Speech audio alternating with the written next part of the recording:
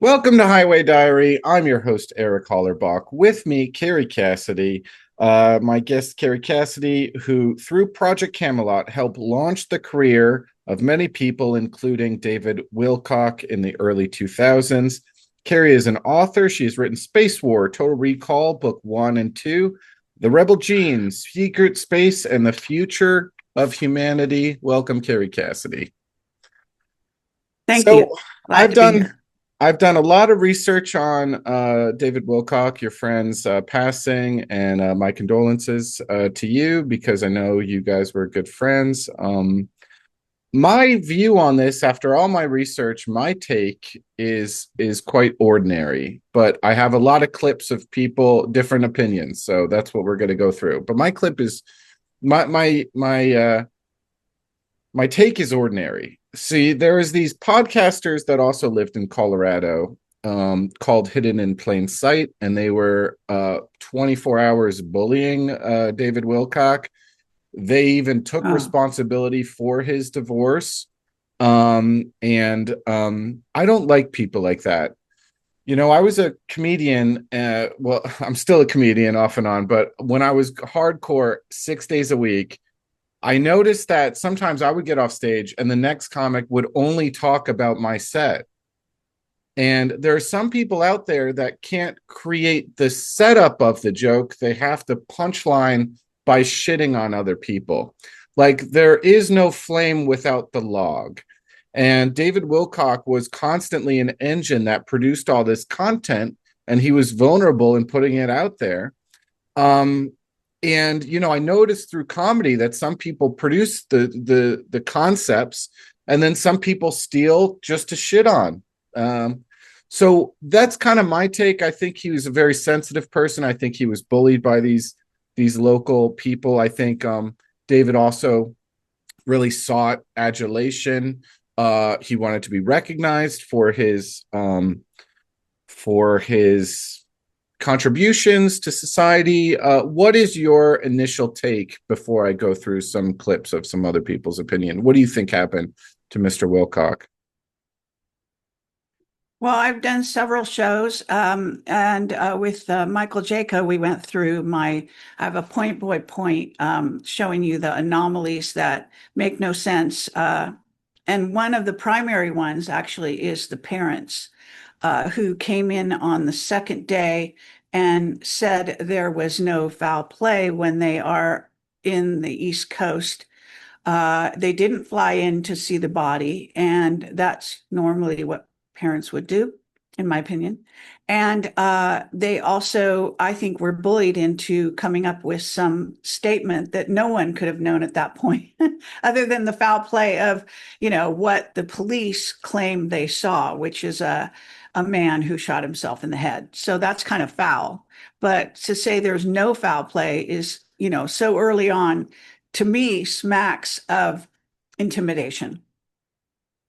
Well, I dug up this clip of David Wilcock before his death, citing some concern. So I just want to share this clip with you. They would have. They've tried and tried and tried. I have been given death threats directly from the Rothschilds 3 different times. They have actually had somebody that they could talk to. Straw parties. It's from them, through this person, to me, 3 times. Direct death threats from the Rothschilds. Shut up or we're going to take you out. And I'm still doing it. You're still doing it.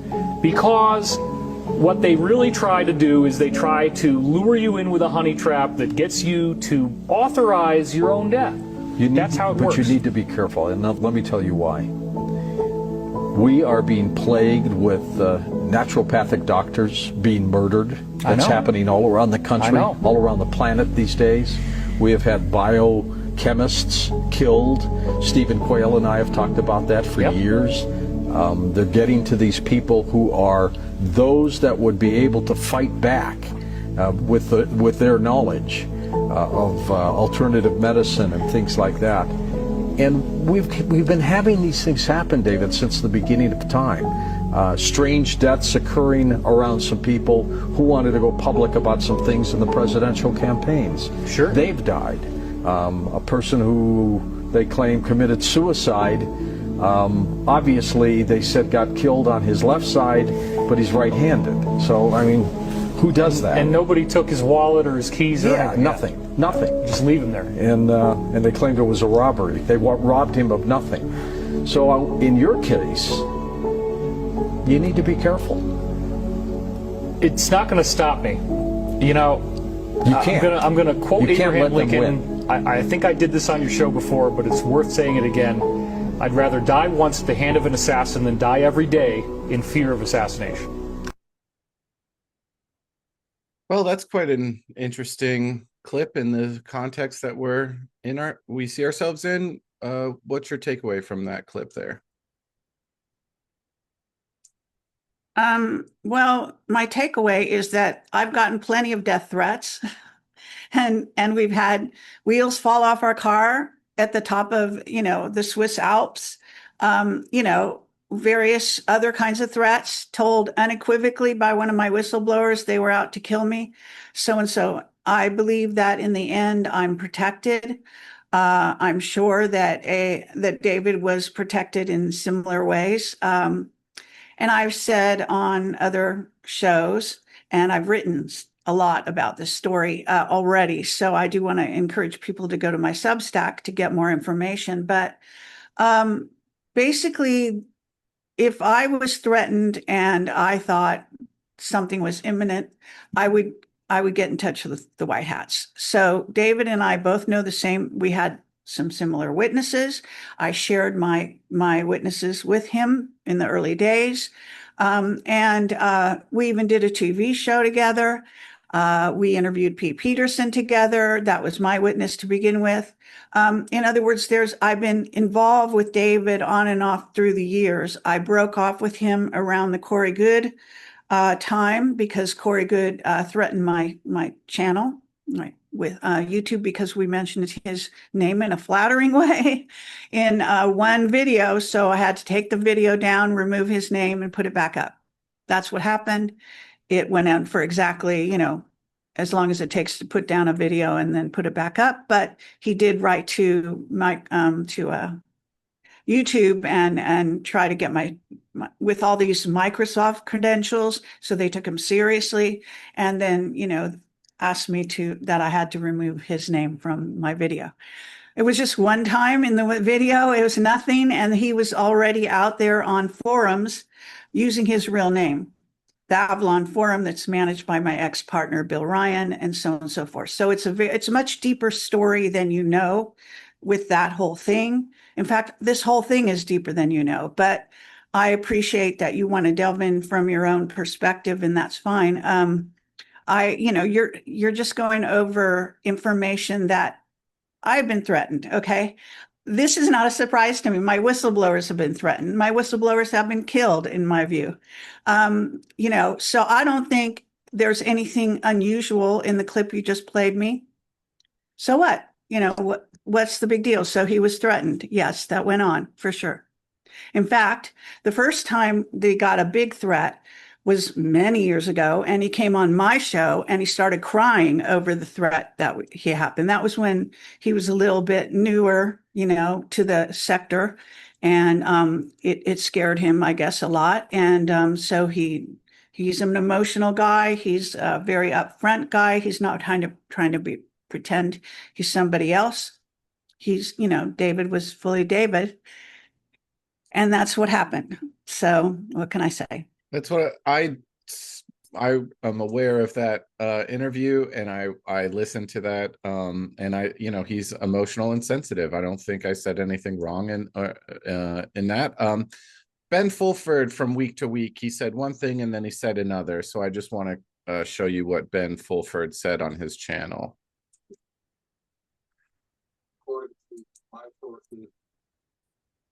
David Wilcock. I mean, let's be real. What you're showing me are things I've probably already seen and that you're showing the audience. This is not for my benefit. I've done my research. I knew David for, 20 years easily. So, I appreciate you want to take the time and show the audience videos. That's great. But Don't pretend that I don't know about this. I don't think I am. I'm showing the audience my research, and then I have I some clips, understand. and I just kind of want to go through what's publicly Yeah, available but for my both of us. reaction, I mean, two clips. All right, we'll do this. Fine, go ahead. All right. Sorry to annoy you, Kerry Cassidy. I did a lot of research. Trust me, it'll go deeper and deeper and deeper. It'll be fun. Just Oh my God, I'm so impressed. thank you for the condescension. Here's what Ben Fulford said. According to my sources, it was killed. He was we used to work together. He helped expose the real reason that John F. Kennedy was assassinated, which was he was trying to take control of the Federal Reserve Board and give it back to the U.S. government so that the United States could, plan to do good things for the planet, whereas the group who assassinated him had this long-term plan to kill 90% of humanity and enslave the rest. And they operate very high-level hit squads. And my sources, in the CIA tell me this was another hit. So 1 week, Ben says his sources have told him that this is a hit. And then the next week he came out and said he was this. He did have a beautiful young woman and as a wife, and everything seemed to be going great. And I don't know what happened to him. I don't know if he was killed or if he was fell into a similar trap they tried on me. I just don't know. But he was trying to work on free energy, and even if he committed suicide, he was driven into it. That's my belief. So he says first he has sources in the CIA that said there was a high-level hit. Then he says, I don't know, but he seemed to have everything going with him. He had a wife, but I think he was divorced. He was. Yes, and I think that was very distressing that he was divorced. So I'm no stranger to the pokey, Kerry Cassidy. I've been twice. Who's counting? But I know how to do a records request. So one of the things Ben said is, I'm not going to believe this was a suicide until I see the body cam footage. And I said, bet, say less. So I went to go get the body cam footage. This is what they said to me. Investigatory records are not released as case 26-0788 remains an open death investigation. Open case files are not made public in order to preserve integrity of the underlying investigation. They're awaiting the coroner's office to manner and death. Now, if they have a footage of him shooting himself, why would they need a coroner to go over that if they have 8 police witnesses and or 2 police witnesses, the footage of that, and why would they even need to get the coroner if they have 3 cops watching him shoot himself? And why did it take the coroner over 48 hours to identify him? Also, that's another good question. And this is a month. So I just imagine this is a month ago. This is May 20th. This happened 4/20, right? So how many bodies are in the Boulder Sheriff's Department waiting for coroners to go, they shot himself in the head? That part, I'm like, now I'm leaning towards your side of the case where that completely doesn't make any sense.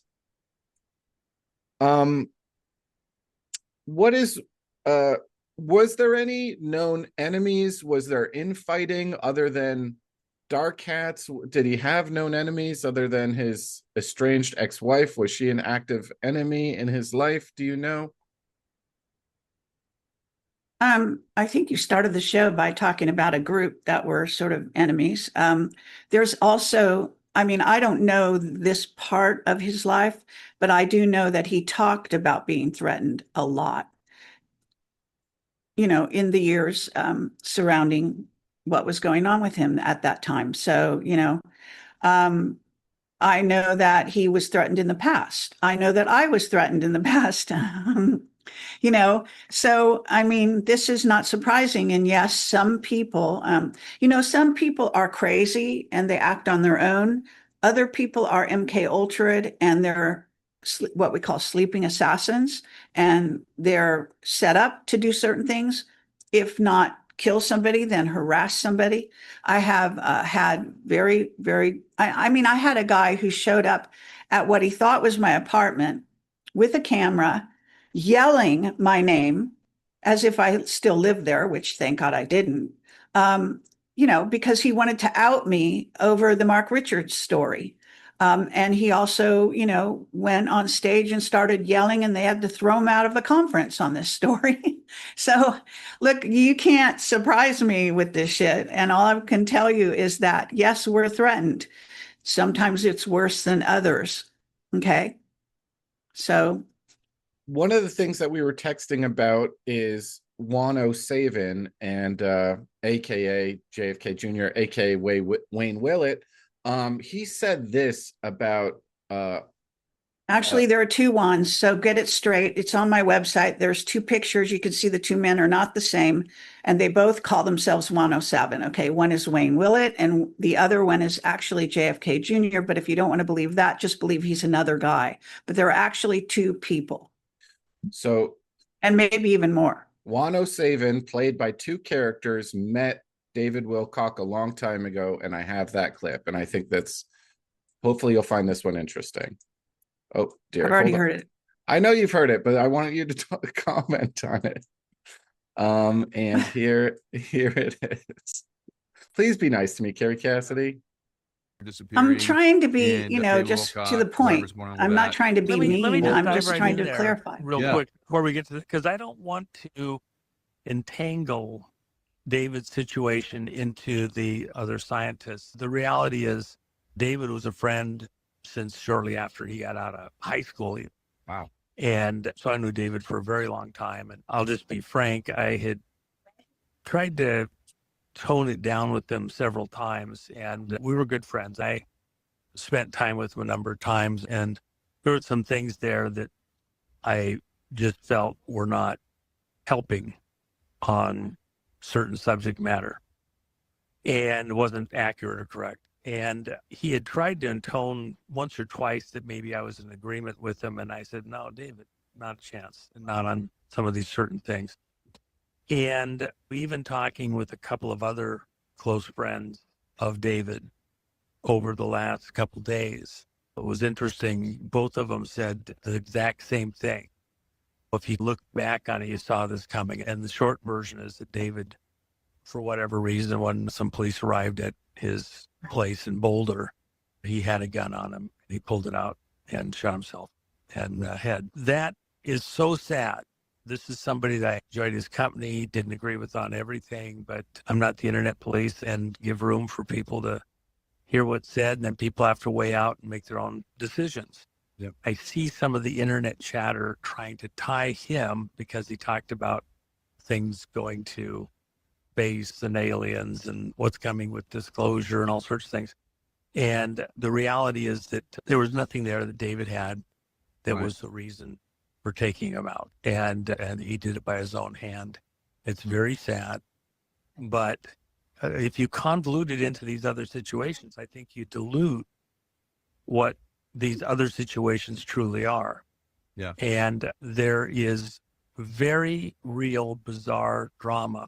The thing that probably raised it to the top of the charts was the disappearance of this general who...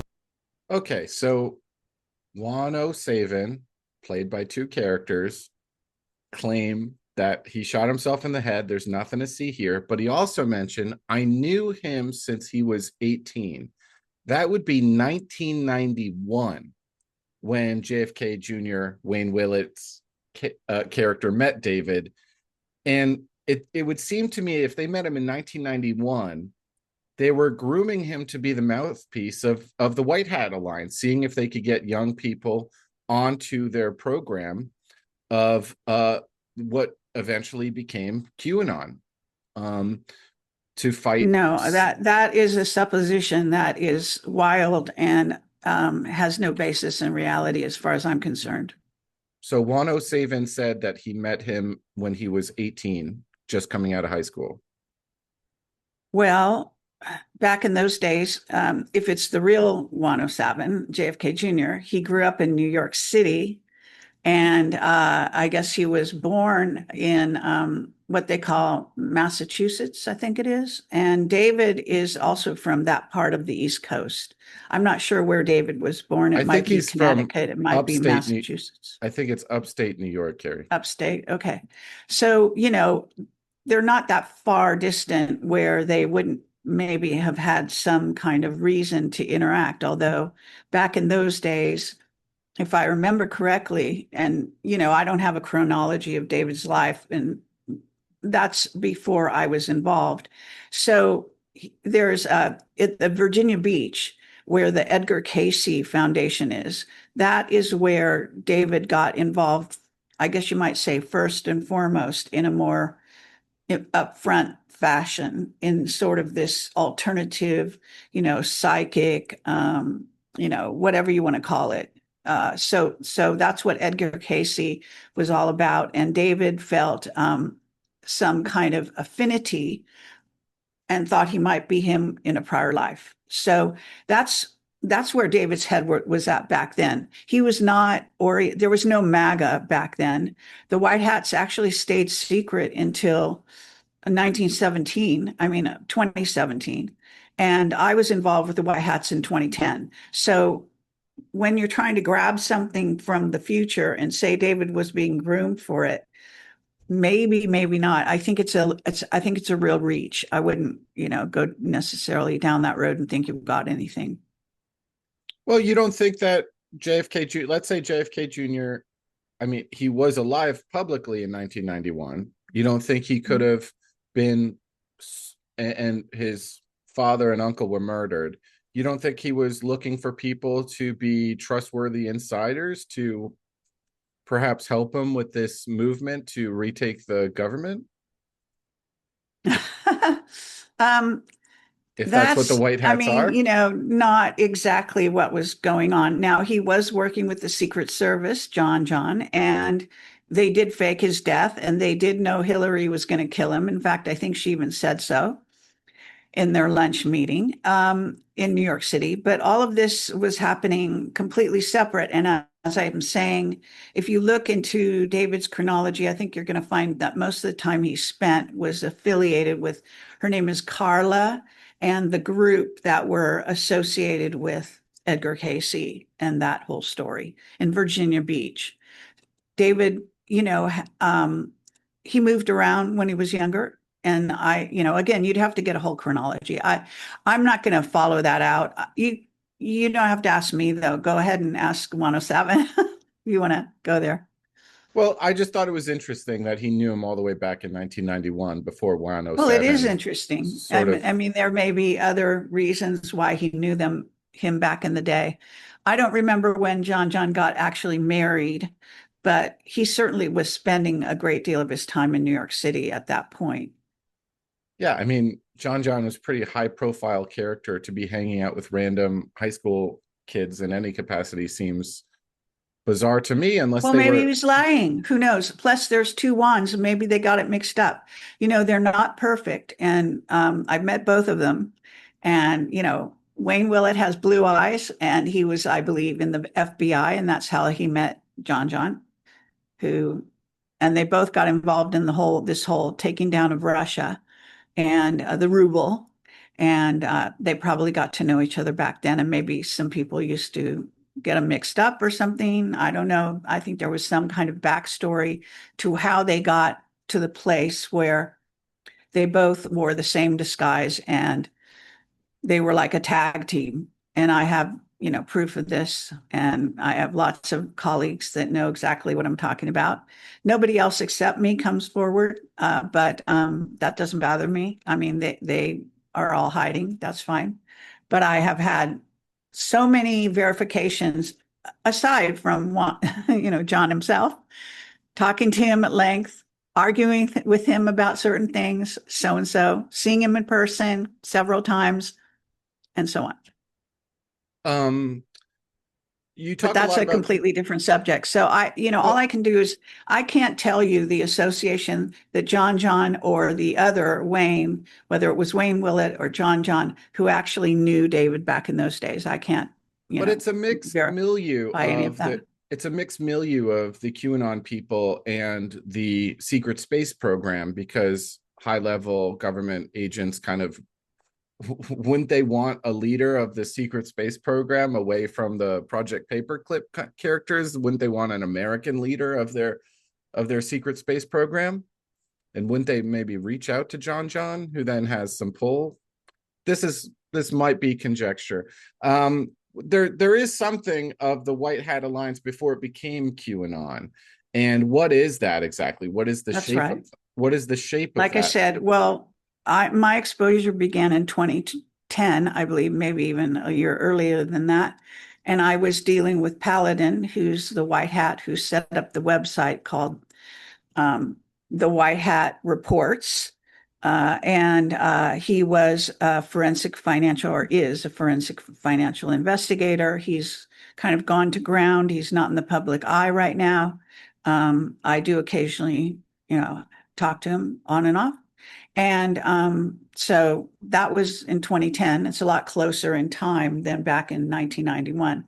Now, I'm not saying the White Hats weren't operational. They were actually operational, definitely from the death of President Kennedy. And there's evidence that they go back even further than that. And they were made up and are made up of military. Okay, that's primarily how they operated. They decide to operate as a secret society. And when John F. Kennedy was assassinated or attempted assassination took place, they were definitely sort of galvanized, I guess you might say. And that's when they really put together their plan, as far as I know. Other people could argue with me. That's how I put it together. But it goes back in time to Kennedy's assassination, which is, I forget the actual date of that. I think 1963. Seven? I'm not sure. So the shape of it, and David Wilcock, he came on my radar because he wrote a brilliant 90-page book called Financial Tyranny, that you can still get, Financial Tyranny, and it's all about the Marshall Plan post World War II up into the Kennedy assassination and the different power brokers vying for the future of humanity. Brilliant stuff. So I just want to talk. Well, I know that David's brilliant, but let me just say that information came to him by some of our whistleblowers. I happen to know that for a fact. And also some people associated with the Bank of International Settlements and various other people. So he didn't make that shit up. He just was given it, and put it together in a book, which is great. Like Karen Hudis type characters and people like that. That's right. Mm-hmm. They were the whistleblowers. Mm-hmm. But that's still a skill, to take random pieces of information and to coalesce it into a digestible, clear I said timeline. He's brilliant, and he did make it into a book, but I just wanted to be clear that he didn't make it up. He got it from whistleblowers. Yes. And I was involved back in those days, so I know and I remember all of that. So I'm saying I'm a fan of that. Great. Wonderful. Okay.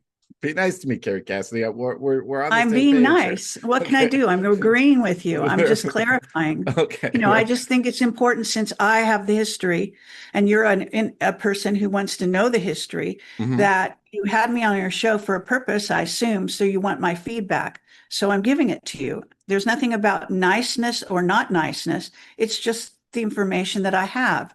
You don't have to agree with me, but when I say it, I'm not trying to hurt your feelings. I know. Because you're making statements that are not based on having the history behind you. You're making general statements, how brilliant a certain book is when it's based on the testimonies of other people. So I just think it's important to say that. Yeah, and he was a coalescer. And I think when yes, he got other people involved that were feeding him bad information, he coalesced bad information, and it led to his brilliant demise and lovely. And he's a wonderful writer. Financial Tyranny. Anyway, so this my friend I was chatting with earlier today is a guy called Chris Knowles of the Secret Sun podcast. He said something. I have a couple clips of him on the Higher Side chats talking about David Wilcock's death, and I thought this is a interesting clip to show. This is only audio, and here we go. Okay. I just think that there is this very powerful, very influential cult within companies like Lockheed, Raytheon, certainly within naval intelligence, that has this set belief, this expectation, okay? And again, this is very well documented. This is not theory. This is not conjecture. This is something you can go back and look at who were on the board of advisors and the board of governors of NICAP, for instance, in the 50s. A space cult that goes back to the 50s. That's well, what he maybe calls you it. never read the Richard C. Hoagland book, The Magicians, all about the magicians of NASA. So explain. So where I understand that's what I was getting at earlier, like with my point of 1991, that if there's this milieu of a secret space program and a space cult coming out of naval intelligence and Lockheed Martin and this kind of thing, that's an active group. And how organized are they is the questionable part. And when do they coalesce and when do they get a leader? But it seems like they're very secret, the secret space program going through. So, but is it a cult? Is it a religion? Because they seem to have this religion of... Maybe you need to read the book Sex and Rockets by Jack Parsons, because Aleister Crowley, Jack Parsons, they were involved in Scientology. And yes, you could call them a cult if you like. Why does that happen where scientists and serious engineers find themselves in a space cult, worried about EWAS and entities that they can channel? Well, it's all part of the world we live in. Scientists are not impervious to being influenced. And, the secret space program has so many secrets that it's kind of insane. So yes, they are very involved in the occult. And again, there's two primary books that you can read that I recommend is Sex and Rockets by Jack Parsons. And he was the name, JPL was actually in Jack Parson lab, and I worked there. Hello. And also, then the other book, which is Richard C. Hoagland's, I forget the exact title, but it's all about the magicians of NASA. Gotcha. Getting back down to earth, to this David's death, what happened? There was a Beyond Mystic podcast. It was a roundtable, 2 hours long. I'm just going to share one clip that's two minutes long. I thought this was interesting. Mr. Cliff High had something to say. He was not very flattering to you. I will warn you, but this is what Mr. Cliff High said. I've already heard it and I've written about it and been on shows about it. But yes, go ahead. Can I play this for you? And can you react? Yes, can I tell you if I've seen it or not already? Is that all right? Sure, you can. I'm not going to sit here and shut up because you want me to shut up and listen to you. I didn't come on your show to listen to you. I'm happy to hear you. I'm happy to see these clips I've already seen. And you want to talk about that stuff. But the bottom line is I lived it. Okay. So I've lived all of this stuff. So I know a huge amount. I suggest you ask me questions, but let's look at this clip where, Cliff High insults me and, so go ahead. He does that all the time, by the way, not just in that show. Okay. Here we go.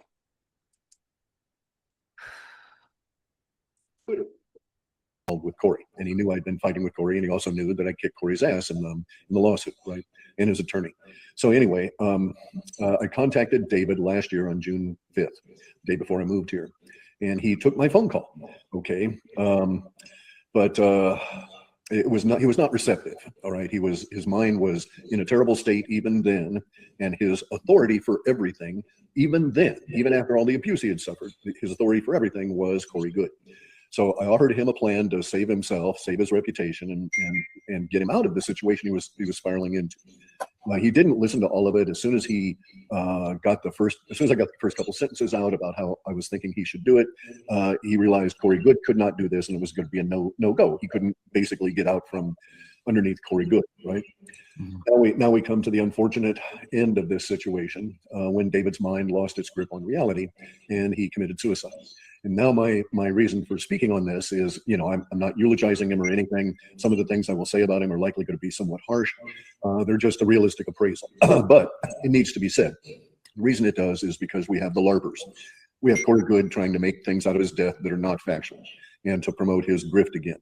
And we have Kerry Cassidy, who doesn't think very well, also promoting an erroneous idea about David's death. So just dealing with Kerry Cassidy's idea, she says that David is a scientist for Savati Aerospace Company. Savati Aerospace Company is a Ponzi scheme. They took David Wilcock for over $1 million and probably much closer to $2 million. They disappeared all that money into their founders, and he was left with nothing except a nominal title and feeling like an idiot. And after a while, he kept trying to think that there was going to be a rescue, right? And he does not understand business. You can tell that he was operating in a fantasy world the way he talked about what would happen when Savati got this money coming in. And he just doesn't understand the real world at all. And he was extremely impractical, and it was never going to happen. So he was doomed to this.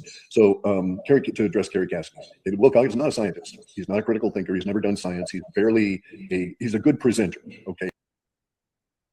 So what's your reaction to Cliff High? He says he's not a scientist, and he says he's a liar, and I substantiated all of that. David has been writing about science forever. He's been meeting with scientists. He's been talking to free energy, scientists and secret witnesses in the secret space program, just like I have. His ability to write about science makes him a scientist in and of itself.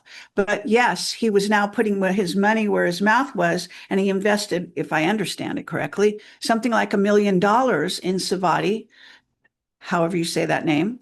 And Savati has not disappeared. Actually, it's still out there, and they have gotten other money incoming. And they also build, I don't know what you call it, airplanes, very sophisticated airplanes. So they weren't a Ponzi scheme. Actually, on the contrary, I did a lot of investigation into them.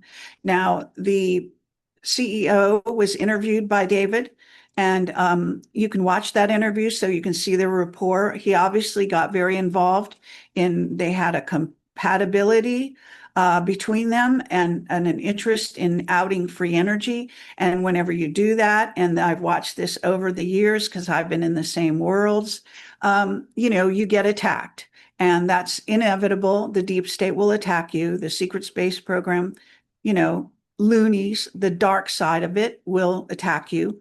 And in many cases, they've been killed outright. Free energy activists and scientists have been killed across the board for years. And I mean, going on probably 50, 60, maybe even, 80 years, which is how long the secrecy has gone on. So, I'm sorry, but Cliff High doesn't know what the hell he's talking about. And you can quote me. I don't have access to him. I tried to get him on years earlier, and he doesn't respond to me.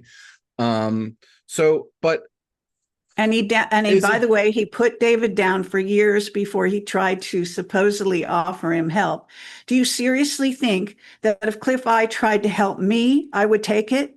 He's been bad-mouthing me for years. I know exactly how David felt, and he didn't have to be out of his mind to reject Cliff's altruistic help at a time when Cliff clearly thought he was crazy. I mean, listen to the person who is actually trying to give you some rundown on David when he didn't know him, and he badmouthed him whenever he could. I mean, this is not logical, okay? So if you look at David's perspective, just like if you look at mine, we don't see Cliff High as a colleague, okay? I certainly don't. And with good reason. Yeah, I can imagine if someone would shit on you that you wouldn't want to take their advice about your personal life or your business dealings. I mean, that makes perfect sense to me.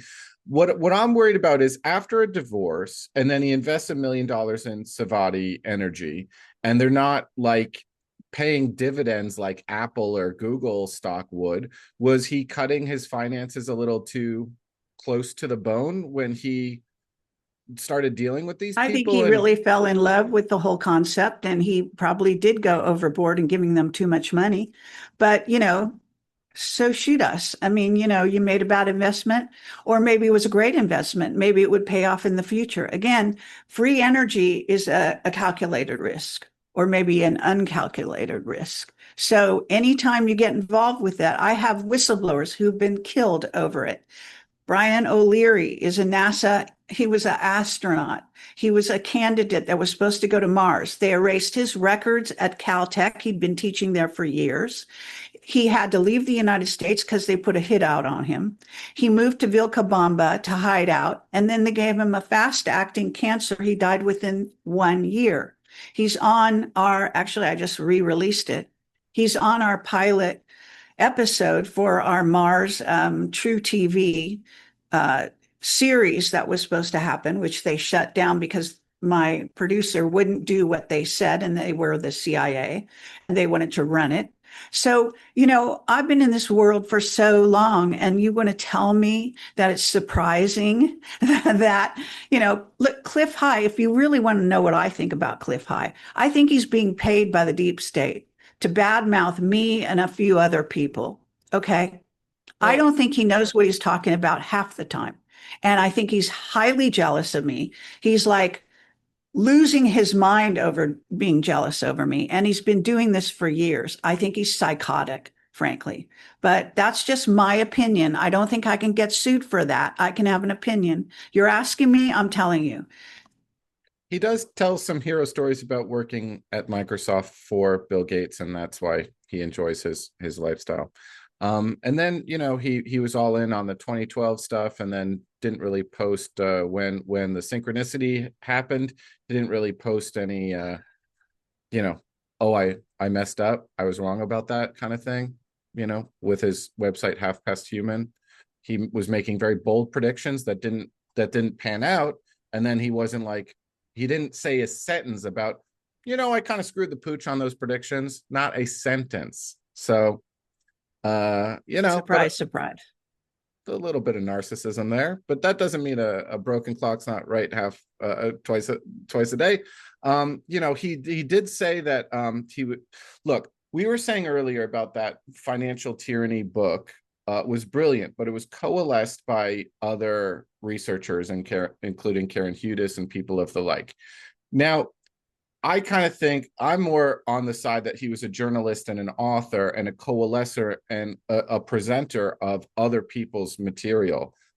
And he got a little over his skis financially with the Savati technologies or whatever. And that adds to my thing that he was under a lot of duress. Which he was hired under, he didn't just invest in that company. He also had a title, which was head of new technology, as I recall.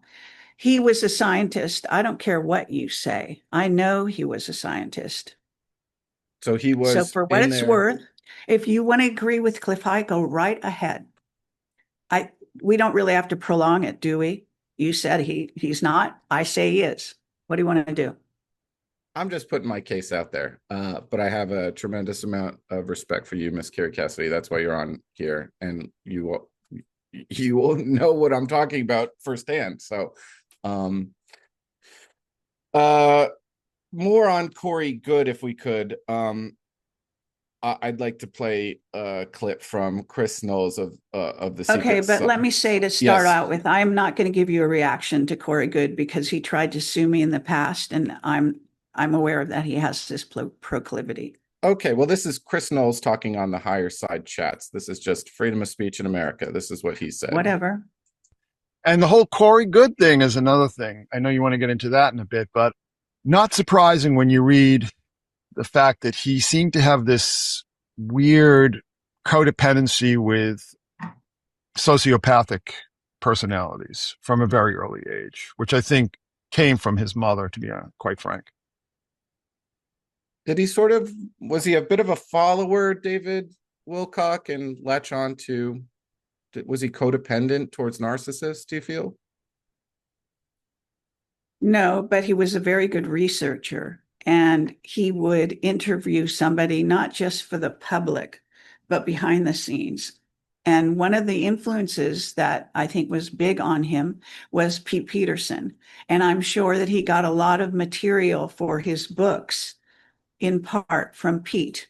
Okay, because Pete was a deep scientist into all kinds of things for the secret space program and was in it for like over 40 years of his life. So I'm sure he had a lot to share. And he was also a charming man. They killed his wife, and as far as I'm concerned, they gave him an early death as well. Pete Peterson. Yes. How did Pete Peterson die? One of those fast acting cancers? I don't remember how he died, actually. Okay. And do you remember what happened to his wife? She was shot, or that you said they killed her? What his wife? Yeah, I think they killed her. No, I don't remember.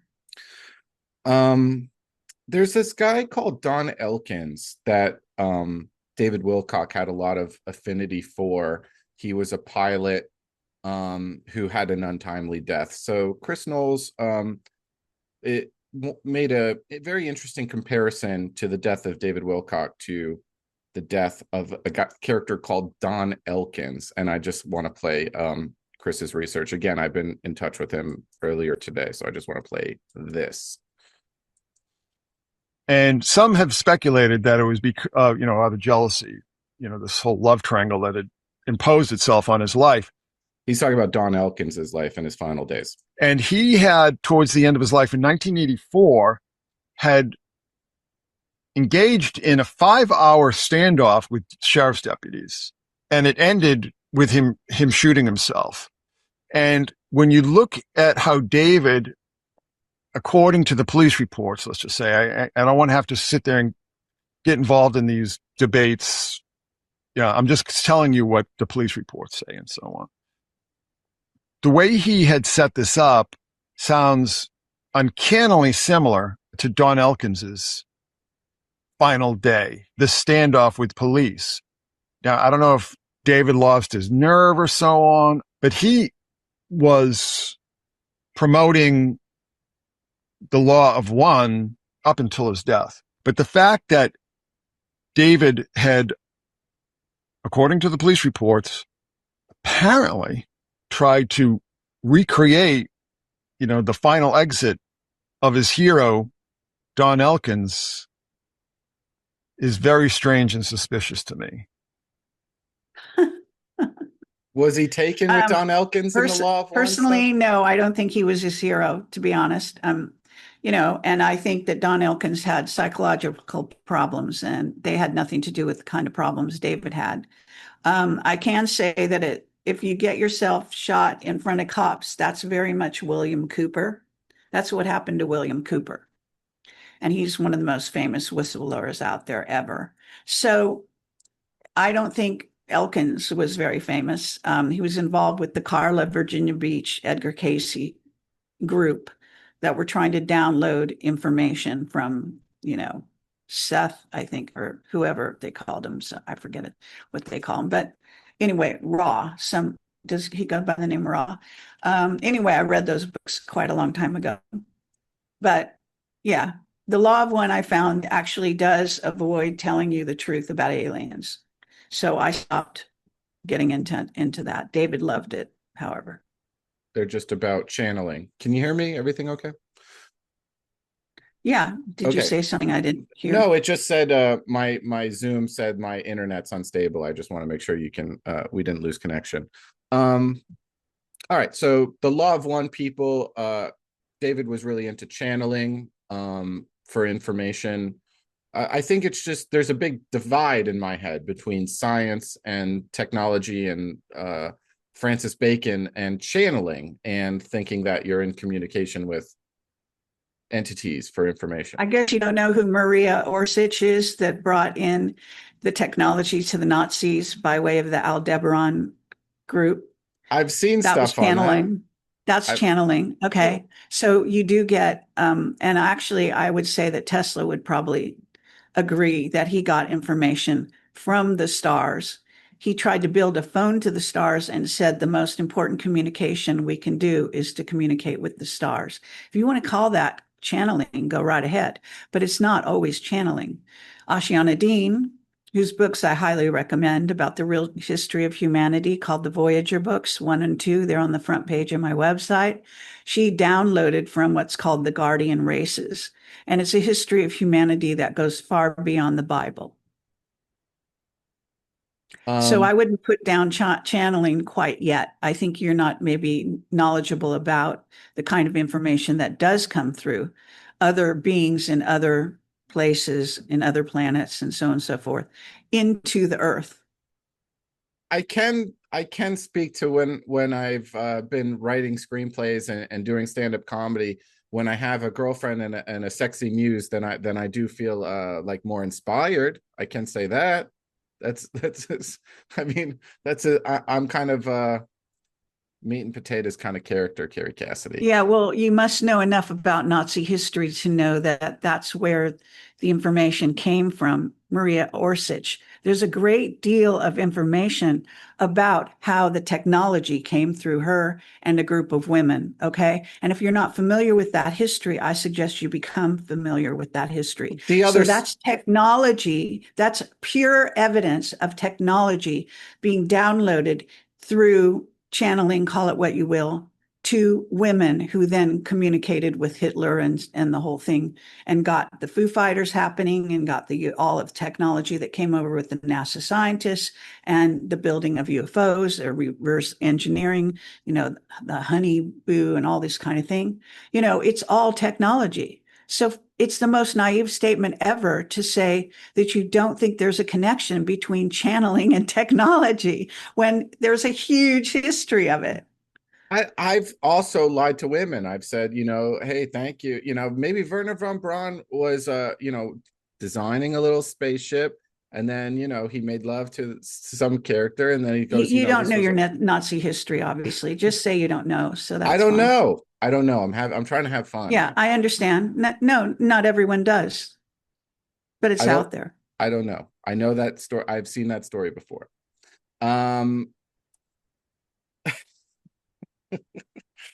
Is it possible that okay, I believe L. Ron Hubbard was friends with Aleister Crowley, and he was read into the secret space program, whatever iteration it was, when he was in naval intelligence back in the day. Sure. And then he started to write his own fan fiction. He started to write his own bullshit.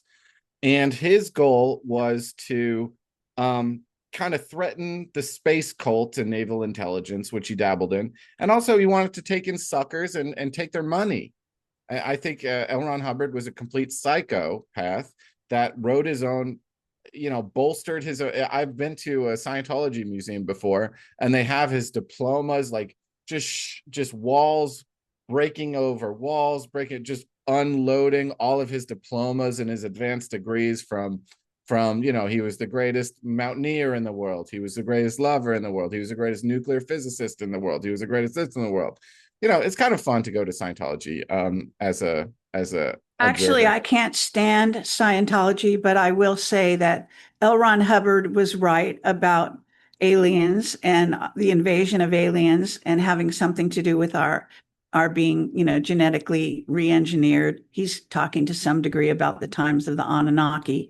And he did write fiction books, which I've never read, but I have friends who have been in Scientology, and Hal Puthoff and many of the scientists that are actually front and center on top. Hal Puthoff, in case you don't know him, is a top physicist, well-respected. He's out there right now talking about aliens. And, these people consider themselves at one time Scientologists. So as I say, I also was very involved in with my first partner called Bill Ryan, and he was a Scientologist. He wasn't the same kind of Scientologist as the regular ones. He was in this Ron's org thing. But one of the reasons we split up was over that. I don't like Scientology. I have issues with it, but there's some excellent information in how it was involved with the CIA and with the, secrets that especially the taking down of Nixon, which was basically a Scientology plot, from what I understand, that L. Ron Hubbard was involved with. And there's a whole book that was written that don't know if I can remember the name of it, by this very excellent author that I read a while ago, which is all about that, in case you're interested. So there's a lot of permutations. A lot of people that are scientists strangely got very involved in Scientology all those years back. A space So cult. this is not That's odd. where the space cultists can have a refuge. Perhaps one of the ways. This is my point on this. And if you can't mention it because you're worried about lawsuits, I think I looked at Corey Good's LinkedIn, and he made his own fan fiction. He was in the Texas State Guard. Before that, he was a software engineer for small banks. I got that information from his own LinkedIn. And I think Corey and David had pressure on them to keep topping their last episode on Gaia. They became very famous on Gaia. And then it's like, well, what about, like, just like I'm sure South Park, they're always racking their brain, how do they top the last season? So then they started writing their own fan fiction, and the little things of truth they had to stretch over multiple seasons of that show to keep their income. I think this is an interesting thing that, again, Chris Knowles said on the Higher Side Chats, and I'm going to play that for you. To be quite frank, when I was reading David Wilcock's autobiography, quasi statement of faith, The Ascension Mysteries, it became very clear to me and blatantly, painfully obvious in the text itself, where he'll talk about these personal traumas that he experienced, and then he'll just start going on about the Space Brothers and all the rest of it. It became painfully obvious that all these weird beliefs that he had latched onto were a way of him coping with his much more insidious and intractable personal, emotional, traumatic issues. So he had some personal issues that he sought escape in the Space Brothers. Getting back to David Wilcock, though, I think he was just so desperate to escape himself. And I think that, I don't know how deliberate this was on Good's part. I mean, Good just seems to me like a garden variety sociopath. Personally, just the way I see it. Well, I have that information on David Good, so I Wilcock was can't so talk about it. You have information, but you can't talk about that. Yes, I will say that from what I know of David, and by the way, who's this person talking? Did he ever meet David? This is Chris Knowles. I don't know if he met David. I can ask him. Doesn't sound like it.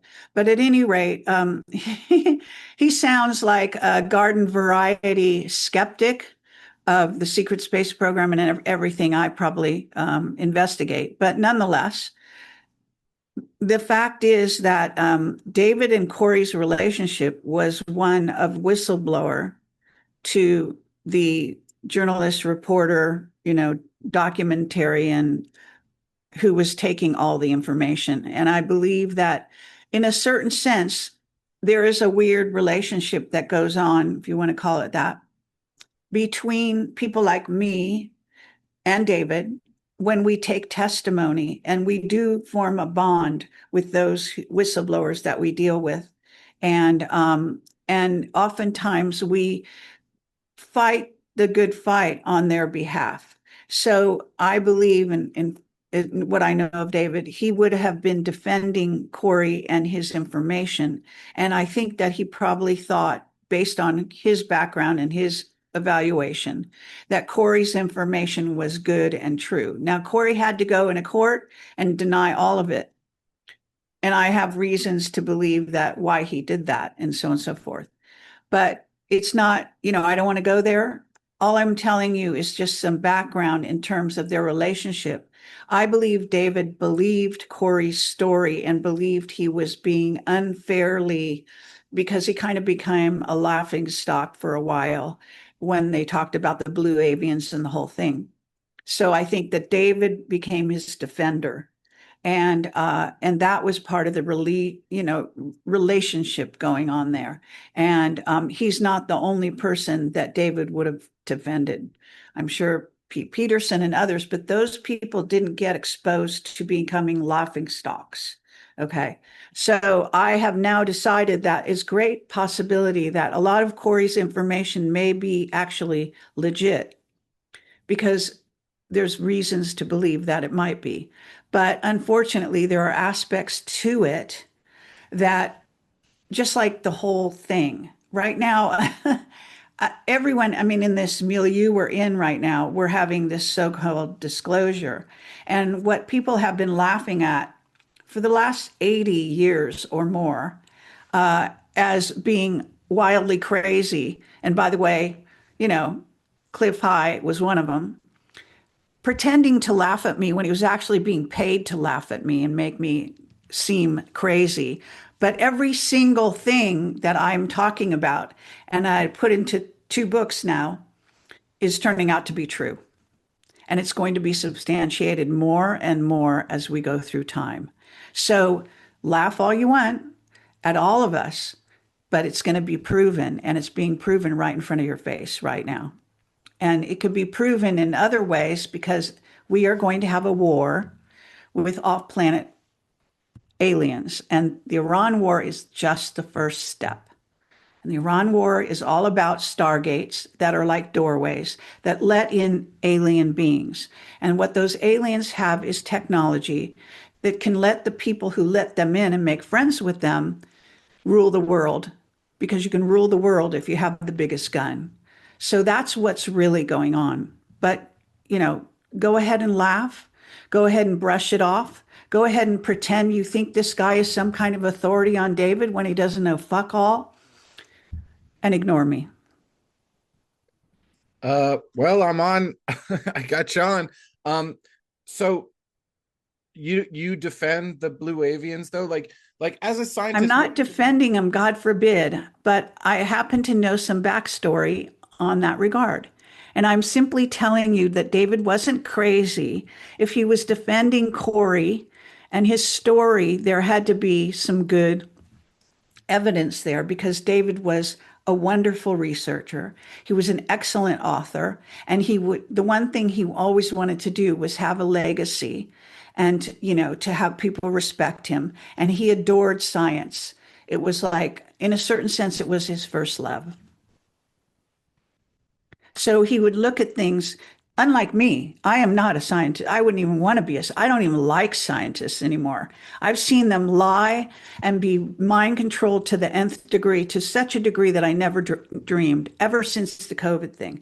They have been absolutely, I mean, I always couldn't stand doctors anyway, but now I have no respect for scientists, actually, by and large, other than they're trying to explore their world, but they don't understand it.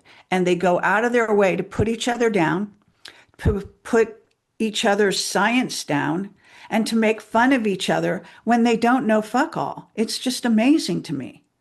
Instead of having an open mind, instead of exploring the world around us, people pride themselves in basically making fun of other people because they have open minds. And when you go out into the universe, as we are doing now, and you start opening these Pandora boxes, you're going to see that all the things that you thought were bullshit and you laughed at are true. So all I'm saying is I would put Corey Goode and his information into that group, that David believed in him, believed in his stuff. David is not a stupid man. He proved that he had a very high intellect. And therefore, I don't think he was just emotionally bowled over by something. No, he was legitimately devoted to the information that he was getting from Corey Goode. I didn't hear that information. I didn't even pay attention to it after I broke away from them. But I can tell you that David didn't do anything without thinking it through thoroughly. He was an extremely thoughtful, had great self-reflection skills. He was a great analyzer. He was a good and excellent scientist. The way Jack Safadi, who writes articles every day on academia, is a great scientist. You know, it doesn't matter if you ever touch a free energy device, and I can guarantee you that David did. I can guarantee you that David actually was forming a company with Pete Peterson before he died, by the way. So he was on that road for a long time. I mean, listen, there were several doctors who cured cancer and then they wind up dead or bankrupt or anything like that. So I accept that as an answer, that he made a investment in a company that was under attack. I accept that. I do have an open mind to evidence. What I don't have an open mind to is, like, you know, even the cryptids that chase Bigfoot, you know, they at least go out and they put rubber cement into footprints or whatever. So if you're going to make extraordinary claims about big blue chickens, you should have a feather or something like that. And I think I think he That's an old argument that doesn't actually hold up, by the way. Why not? Why continue. can't he have some evidence about the blue avians? If you know, why isn't the standard of anyone who makes any discovery of a new moth under the same investigative rigor as the blue avians? Because what you're dealing with are levels of dimensions, densities, and this is what you see is not all you get. Okay. So there are many, many, many permutations to reality. And this table that my computer is on, and my computer for that matter, is alive. It's conscious as far as I'm concerned. And most Illuminati will tell you it's conscious. Consciousness is everything because source is everything. And therefore, we are all consciousness. And therefore, what you think is solid and material in this reality is a complete illusion. Most of them are just particles that are closer together in a rock and further apart in a human. They're particles, and you can walk through walls if your particles match the vibration, the frequency of the wall. I mean, you should study Tesla if you don't know what the fuck you're talking about, because you'll learn a lot more. I should open a damn book. Look, I know a lot about, I stay in my lane and I try not to whisper a word of things that I don't know anything about. So I'm, you know, if I'm skeptical or if I'm going, okay, well, A plus B equals Z, doesn't mean I'm making fun of things or shitting on things. I think about these things a lot. Okay. I honor these things. And so that's why I'm like, well, okay, explain it to me then. I don't have an ego. I'm like, okay, but don't go around saying that you want some material reality to reflect on the multiverse that we live in, which is so extensive and may actually be a simulation for all we know. Who knows? Yeah, I play a lot of video games and I'm not sure. I don't know. Maybe I'm going crazy. I started this whole thing saying that these people that are bullying David, I didn't appreciate it. So all right, but I don't think they killed him. Okay, frankly, and I don't think he killed himself. So we're at a parting of the ways in that way. But I'm just happy to you know, agree to disagree. Did you have me on your show for any other reason? Because I told you ahead of time that I really didn't think that was going to be a worthwhile way to spend my time, was to go over the material I've already analyzed and put out my thoughts on. I apologize. You did say ahead of time that you didn't, that you weren't happy with the content, and then, you know, for the last 3 weeks I've been listening to dozens and dozens of hours of podcast material, slicing clips, and hopefully you at least appreciate that effort. And I did go after the Boulder police report, which I got. You know, I tried to be cordial and say, hey, listen, I'm really concerned with this character. You don't know this. In the early days of Highway Diary, episode like 1 through 10, a lot of stuff was about me being a fan of David Wilcock. So then when he died, you know, this is an old thing. Me and my sister were driving across. We went to the Roswell UFO Museum. We talked to Mr. Mark Briscoe, one of our early episodes, and I was accusing him of holding back free energy. And why are you in bed with the oil people, you know? So I was accused, you know, so I've been hip to this stuff for a while. I know that there's a lot of suppressed inventions out there for the big corporations to harvest our cash. Whatever is left after taxes, they want to harvest us, charging us for medical care, which is always poison, and gasoline, which is obsolete, and all. Like, I'm down with all that stuff. So I just want it to be, evidence and science-based. But if you're telling me that he was investing in this thing, and Cliff High says that it was a Ponzi scheme, but you're saying that they're an attacked and legitimate People business have entity? different opinions all the time. It's not the end of the world. I don't think but those are two valid, logical perspectives. So I'm really glad that I had you on to highlight that.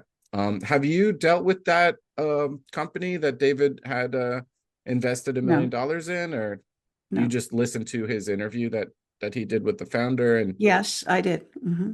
And you had known some whistleblowers who, like, that's where some people say he wasn't a scientist. Like, you seem to be lumping David with the 11 plasma scientists that have all been murdered. Were they consultants to that free energy They were company? involved with, yes, they're involved with reverse engineering UFOs. Absolutely. So it's that company that everyone is. Our whole earth is. The Iran war is about getting off oil. Okay. Trump's pushing us through that door, whether we like it or not. People, come on, think about it. Everything we do is about, Hal Puthoff and all his scientists and Jack Sarfati. What are they talking about? They're talking about UFO technology. How do they power the UFOs? That's what all of these organizations are doing now. That's what NASA's doing behind the scenes. That's what, Bigelow is doing behind the scenes. You name them, and they're involved in free energy, what is called free energy, for lack of a better word, 0 point energy, call it what you will. This is, the Holy Grail, if you want to call it that. But they have it. They've done it. Okay. They've cracked it. But, so people on the outside are trying to get in and trying to get access and trying to learn about it. All right. So a public company that goes through that threshold, through that curtain, applies a patent to a technology and then puts it for commercial. That is what they're scared of. That's what they're holding back. They're not scared of patents because this stuff has all been reverse engineered and patented, 60 years ago. I mean, what can I tell you? When I say secret space program, they are going interstellar. They are going to Mars. We have colonies on Mars and the moon, on the moons of Saturn and maybe Jupiter. Outside our solar system, we go interstellar all the time. We jump. Okay, the craft jumps just like it does in Battlestar Galactica. I mean, and I have dialogues with a whistleblower who was in the secret space program his whole life, called Captain Mark Richards, that I interviewed in prison for 12 times over a period of 5 years.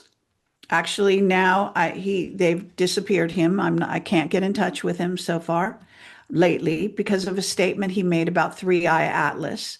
But I have a book that I've just re-released, re-edited to clean it up and make sure that the edits were correct, because it was first downloaded from audio, recall. And therefore that, typos and things like that were there. Sentence structure wasn't correct because of, audio is never like audio, how we talk is never like how we write, that kind of correction. And so on. So I just released it. It's on Amazon. The book behind me is called Rebel Gene, that talks about secret space program. I've been doing this every day, every hour for the last 20 years.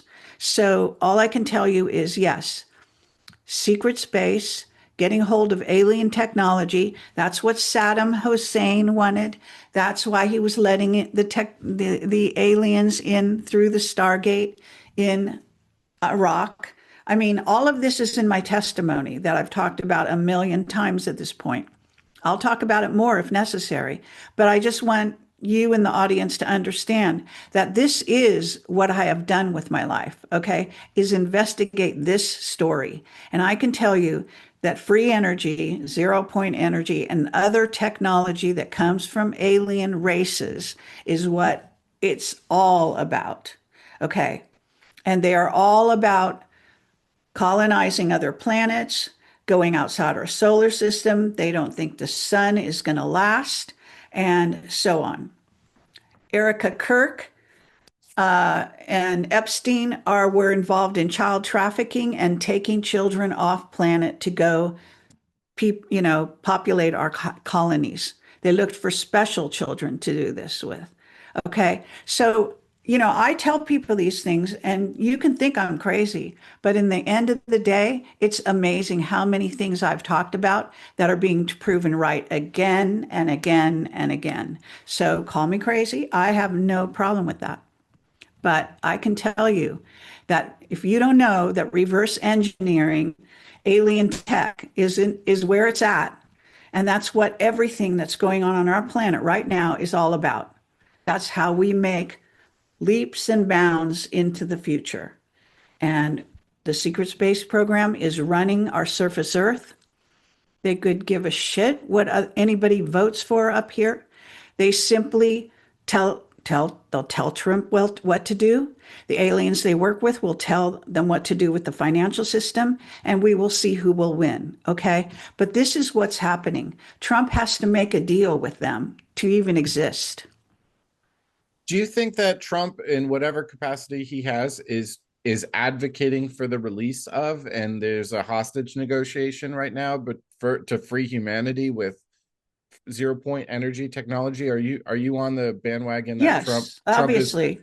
is, Trump, it comes from, his uncle worked with Tesla. I believe Trump became president because of a deal that was made by the dark side, because as his uncle helped decipher the Tesla papers and secret them away, which they've never seen the light of day since then, except in secret projects. And that Trump was part of the deal. Okay. That's his family connection. So he is right in there in spades. yeah, his uncle was involved in funding or holding the patents for Tesla or facilitating his In research. collecting the documentation. What that involved, I don't know. Okay. Um, I just hope that we're headed for a release of these technologies. As family members have all these medical problems that I wish medical things would be released, cures for things that have been suppressed. I'm all about. I made a whole documentary about suppressed invention, so I'm on your side. Okay. I just want but I also like evidence-based things, and I want to be able to go So to a do car I. That's why dealership, I'm a researcher. go to a car dealership and buy a magnet powered car, which I've known about, or a water powered car that Stan Meyer was murdered over. Like I think And I'm Bob just like, Lazar and Bob was Lazar, let's go over these. scorned Let's over. find these people who are the gatekeepers and murder them. To me, it's very easy. I don't know That's not gonna how this is difficult, but I don't know why we can't throw them all in wood chippers and start a new day fresh, print new money. I don't know why we can't do this. What is stopping us? Because, as always, the ones with the biggest gun and the best mind control right now are in power on this planet. And I am sure that the White Hats are doing everything they can to make deals with the dark side, to get through, to take over for the dark side, to trick the dark side. They're busting their ass right now fighting this war. And it is a war to free humanity. The eternal war between good and evil. Even when I was in cathedrals in Rome, they're pointing up and down.